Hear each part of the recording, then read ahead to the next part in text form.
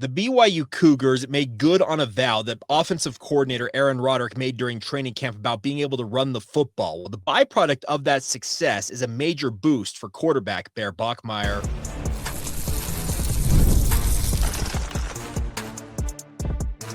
You are Locked On Cougars, your daily podcast on the BYU Cougars, part of the Locked On Podcast Network, your team every day. What's up, everybody? Welcome into Locked On Cougars, your daily podcast focused on the BYU Cougars. I'm Jake Hatch, executive producer of the KSL Sports Zone in Salt Lake City, Utah, and a 14-year credentialed media member at BYU. I am your resident expert and insider, your host here on this podcast. And as always, thank you for making Locked On Cougars your first listen of the day. Coming up on today's show, we're talking about BYU's ability to run the football against Portland State and the major benefit it will add to Bear Bachmeier's status as their starting quarterback. Then we're going to talk about BYU's upcoming stretch. Now, it's 5 games into the future, but there's a 4-game stretch upcoming for BYU that I have long thought was going to make or break the perception of this season for BYU, and suddenly it looks a whole lot tougher based on week 1 results in the Big 12. We'll get to that, and then we'll finish up today's show on the recruiting front. PJ Takitaki reneges on his verbal commitment to the BYU football program, while BYU offers a 2029 class quarterback who is quite a phenom. Let's just put it that way. And we'll get to all that ahead on today's show. And it's all brought to you by our friends over at FanDuel. New customers right now can bet just $5 and get $300 in bonus bets. If your first $5 bet hits, go to FanDuel.com or download the app today to get started. All right. I said in the open of today's show, the BYU made good on the vow that Aaron Roderick said during training camp that BYU were going to be, he said, we were going to be able to run the football. That was the quote he used multiple times during training camp. Now, you could have laughed it off and said, okay, that's cute, Aaron. That every offensive coordinator wants to see that. But something he said yesterday during the coordinator's corner portion of his appearance on the program on BYU TV with Greg Wrubell struck me as fulfillment of that, but more importantly, like I said, a boost for Bear Bachmeier. What was that? Well, he mentioned the fact that all 3 of the touchdown passes that Bear Bachmeier had in that game came off of play action or RPO action type plays.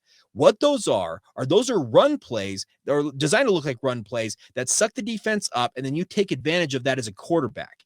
Young quarterbacks, and I talked about this with a crossover edition with Locked On Sun Devils not that long ago, that Sam Leavitt last year in his first full year as a starting quarterback at the collegiate level, the one thing that Kenny Dillingham did, I think an absolutely genius move in doing, was get him on the move and use play action.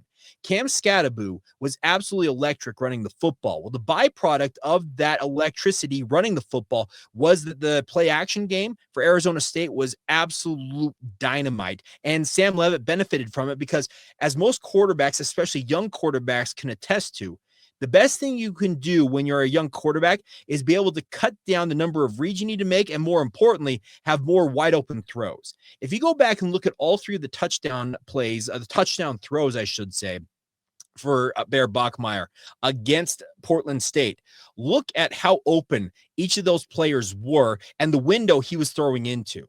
Now, those windows will get cut down significantly going up against the likes of Stanford this week and on into Big 12 play and the like.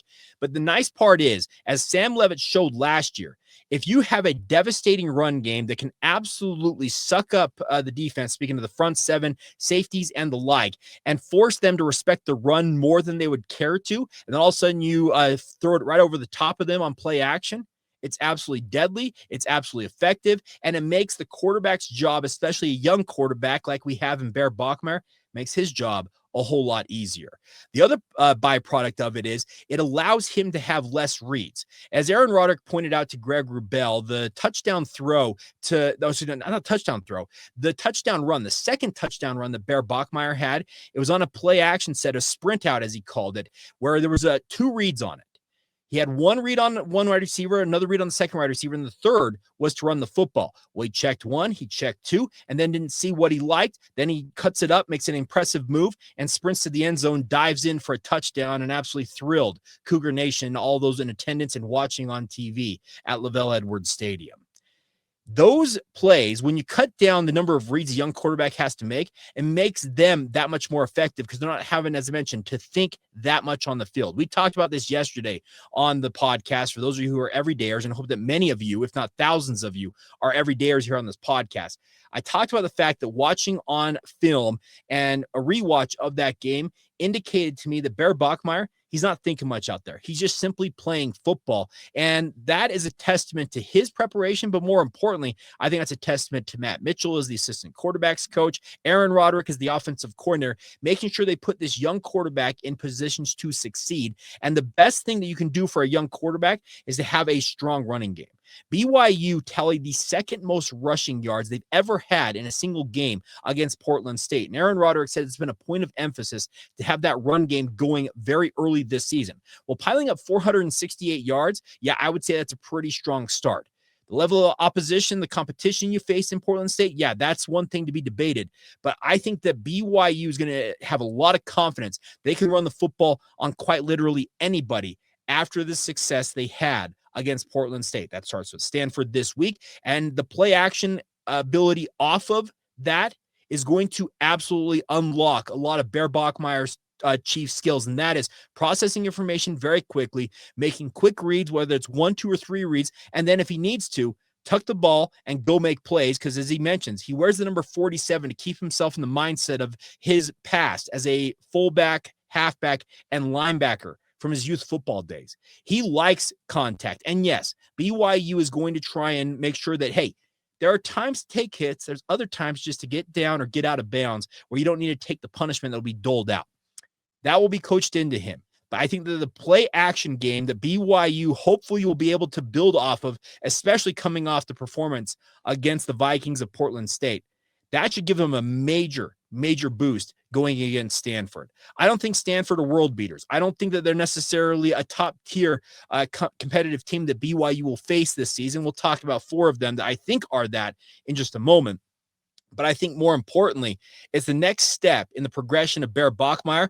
For one game, I think he looked absolutely comfortable, electric, and showed poise beyond his years. And I think that's only going to get better and better so long as BYU can run the football and help him out in terms of making his job that much easier.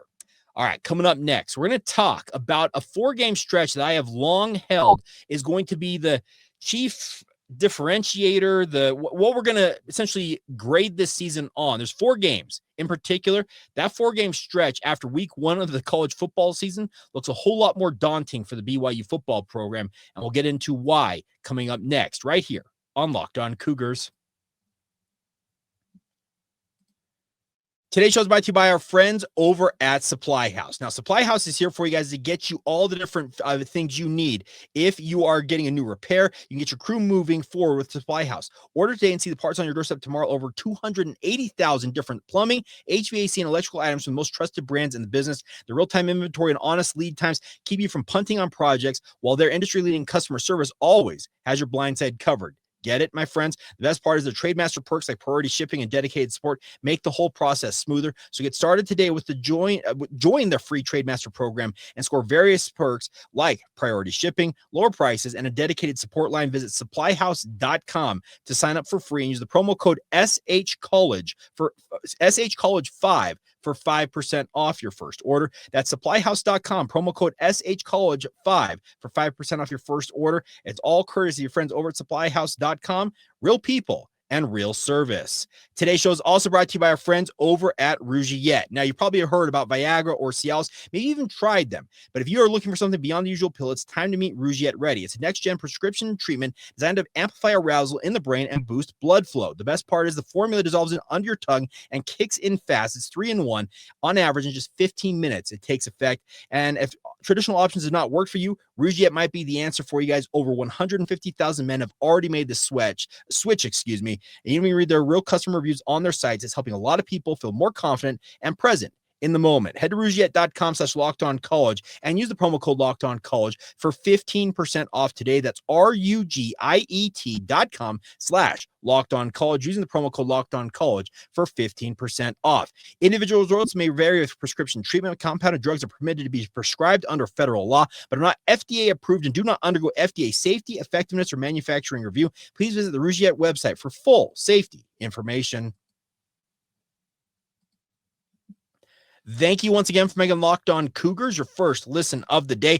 All right, everybody, I've got a special request for you from our friends over at Locked On. It is time for our annual listener survey. We put together a survey to learn more about our customers and our listeners and make your favorite podcast even better. It's your chance to tell us what you like, what you don't like, and even answer questions about our advertising. Go to lockedonpodcast.com/survey to get started today. Everyone who completes a survey will be entered for a chance to win one of 10 $100 Amazon gift cards. Again, it's lockedonpodcast.com/survey. You can find the link in the show notes below. And thank you in advance for helping us out.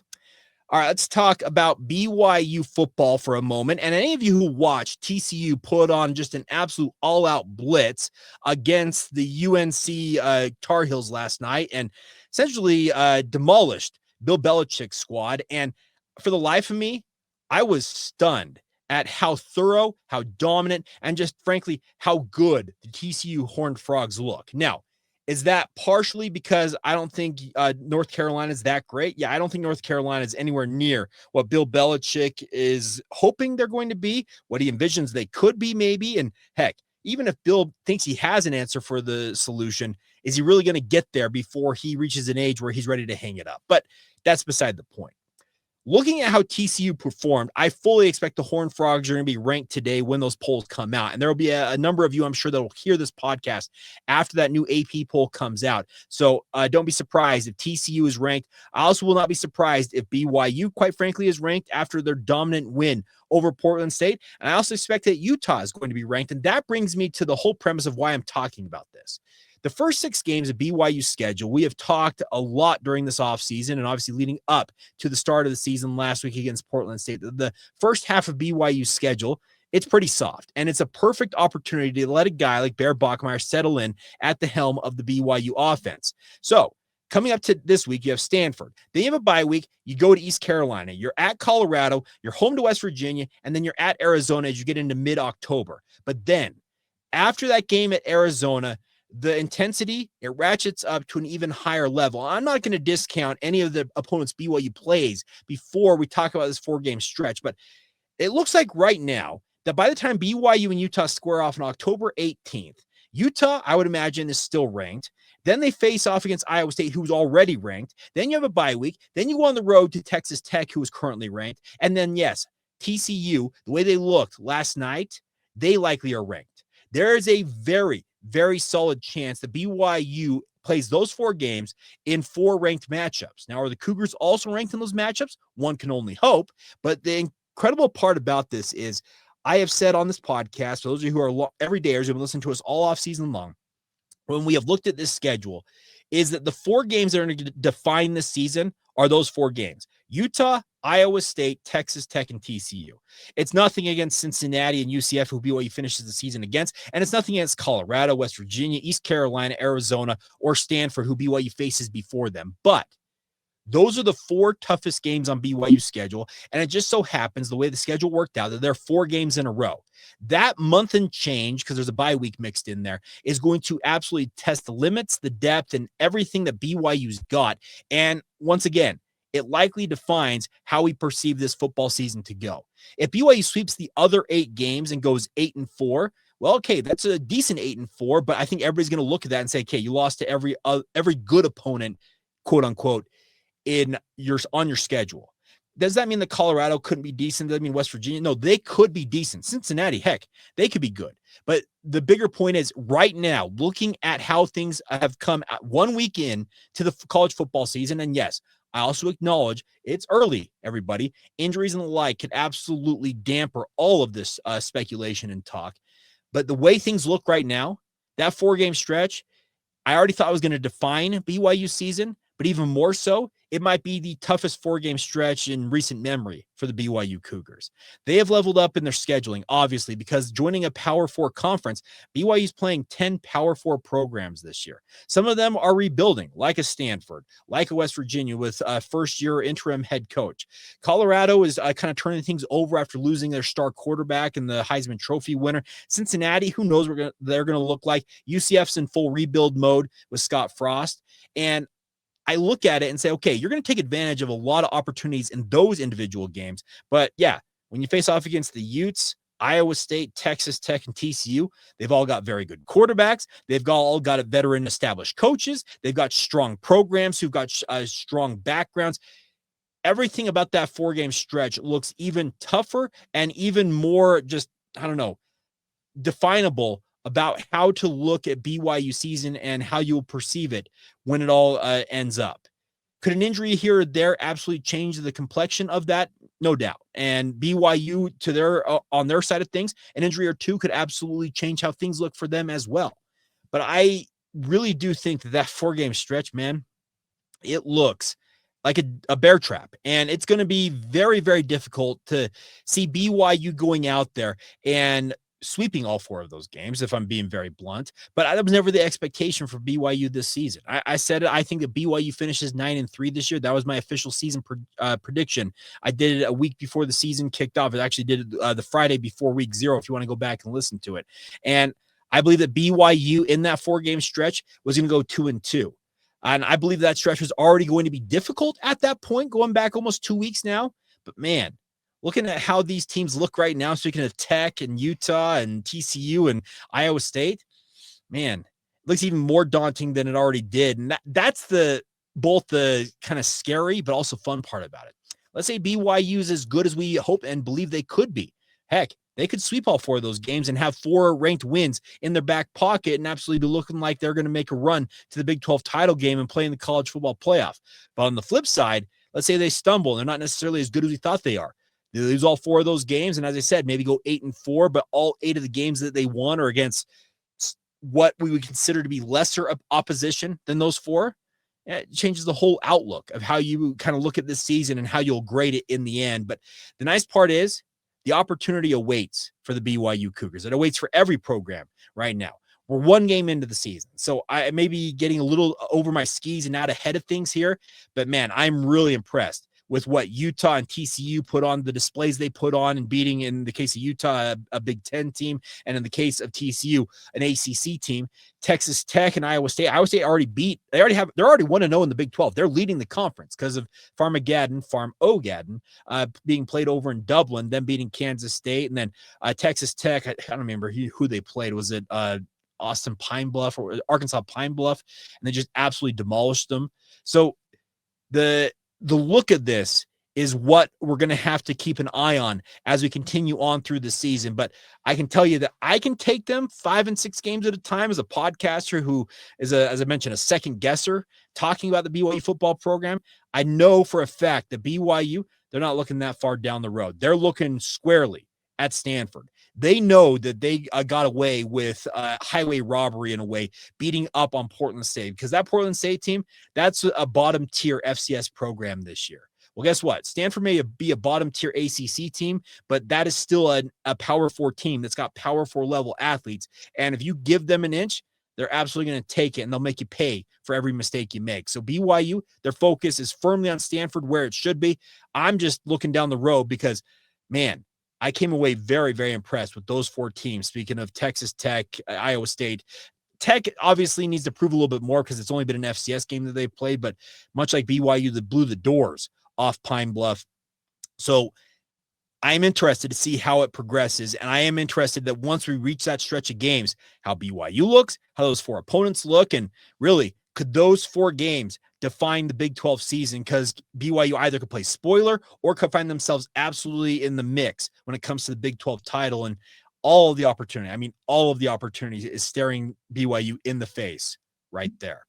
All right, we'll finish up today's show on the recruiting front coming up next. We had a decommitment yesterday, as well as an offer going out to a member of the, count it, 2029 recruiting class. If you're understanding what I'm saying, they have offered a freshman. Now, it's like he looks the part, and there's a reason why I think BYU was so quick to issue the offer that they issued to this young man, and we'll get to all that next right here on Locked On Cougars. Today's show is brought to you by our friends over at Game Time. Now, all of us are excited for college football to be back. Tailgates, rivalries, the energy in the stands. There's nothing like it, but let's be real. Actually getting tickets to those events, I mean, you know about BYU, can feel like it's more than a battle than the game itself. Endless queues, hidden fees, and prices jumping at checkout. It's an absolute bother. That's why I want to encourage you guys to do what I do and use Game Time. It's an app that takes the advantage and gives it back to the fan. It's the easiest way to score last-minute tickets at the best prices with no surprise fees. What you see is what you pay, and that's my favorite. I'm dead serious about this. My favorite thing about Game Time is I look look at the ticket prices, I know that's what I'm paying. I'm not getting to the checkout screen and all of a sudden there's a layer of fees being tacked on. Pull up the Game Time app and just a couple of apps, you can see incredible deals. Some of your favorite college football games can be as low as $25 for your seat. And the best part is the app make it super simple. You can see exactly what your view from your seat is right there in the app. And it's honestly faster, cheaper, and less stressful than any other way I have bought tickets. So take the guesswork out of buying your tickets and do it with our friends at Game Time.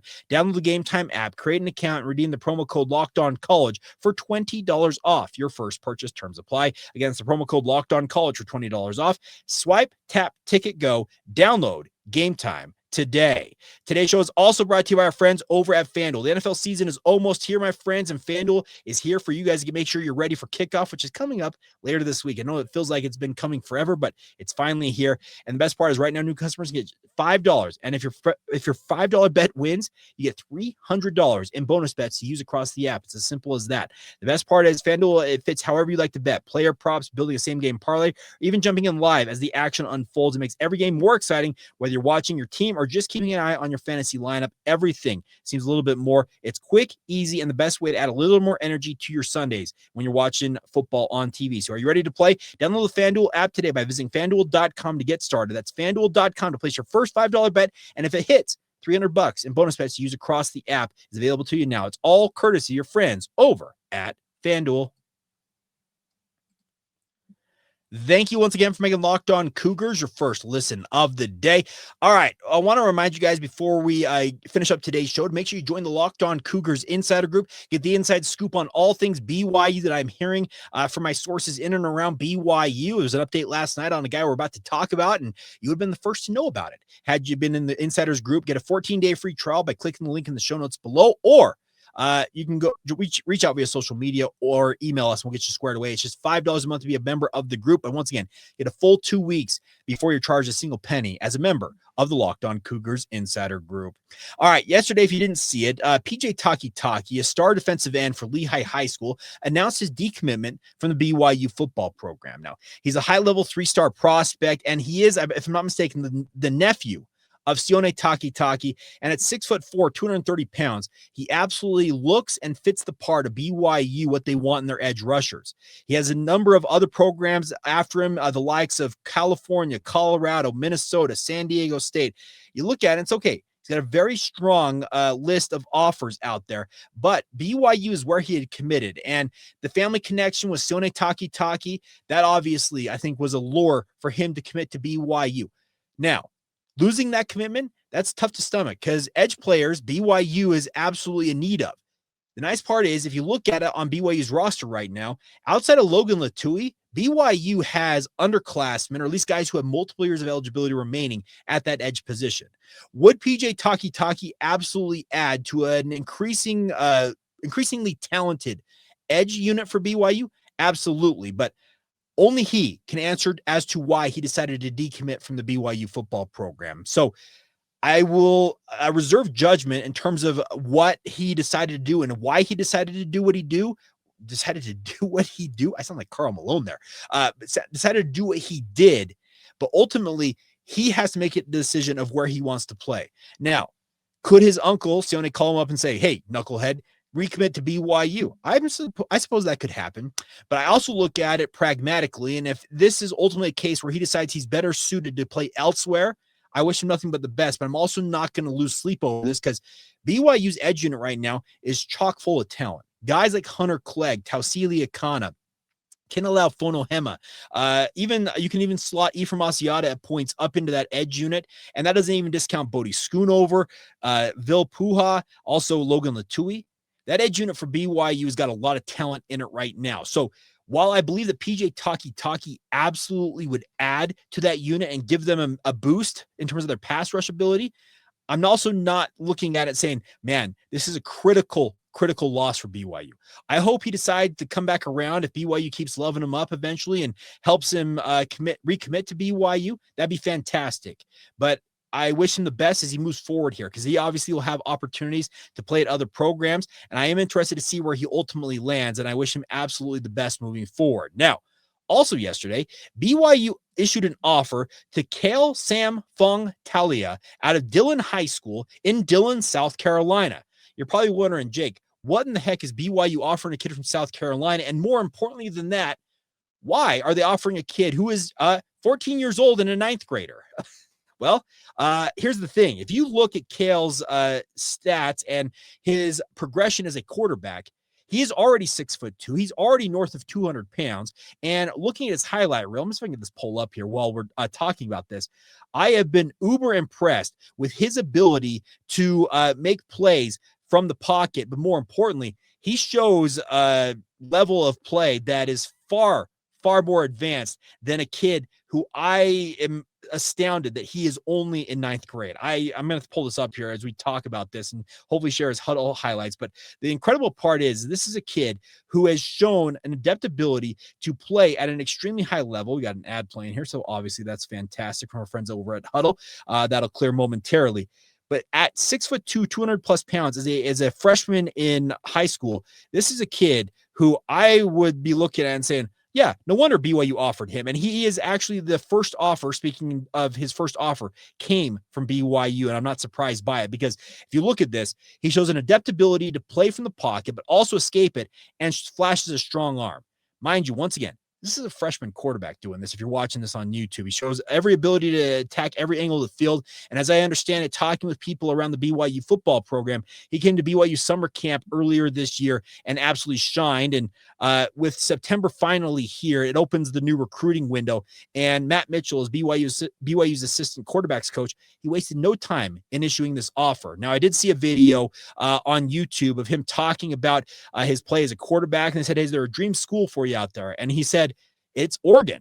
Okay, are we looking at another Oregon Ducks versus BYU, a showdown for a top-tier prospect down the line? Maybe so, but I wouldn't be surprised to see this young man end up being a guy that Cougar fans would be very excited to see in a Cougar uniform down the line. Now, it's years and years and years away. Once again, member of the 2029 recruiting class.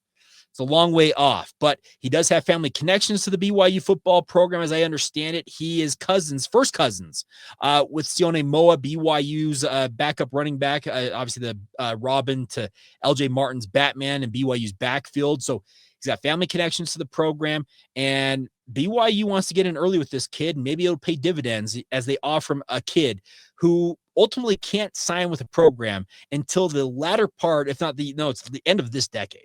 It's crazy to think we're in 2025 and this kid's not going to be able to sign until 2029. But welcome to the new era of recruiting, everybody. Get in there early and love them up right away. But I'm interested to see. But I think Kale Sam Fong Talia is a name to file away for you out there in Cougar Nation. Remember the name because if you saw that on those YouTube highlights, that's just from one game. Very impressed with him because he's got the size, like I said, 6'2", 210 plus pounds already as a freshman quarterback, and already shows an ability to throw the deep ball and essentially attack every angle of the field, along with some adept above average athleticism by making moves in and around the pocket as well. So one guy to add to your list if you're looking at quarterbacks and prospects to track on Friday nights, potentially the next 3 or 4 years. So that's a fun one for you guys to keep an eye on as well. And then one other note before we go on today's show, I do want to say best of luck to the BYU women's soccer program. They are taking on number 8 Arkansas tonight at Southfield. The Cougars, in their own right, they're 3-0-1 on the year. They're ranked 11th in the country. That'll be a 7 o'clock start at Southfield. I'm sure they're going to be a hot ticket if you want to go watch 2 top 15 ranked programs. The Cougars off to an incredible start this year, and also 2 members of the BYU women's soccer program in Matten Summers-Oviatt and Cassidy Drago, I think I got her last name right, have been called to the American Samoa Women's National Football Team training camp. They'll be playing a friendly coming up in November. That training camp begins later this week from September 3rd to the 8th as they determine its roster for World Cup qualifiers in November.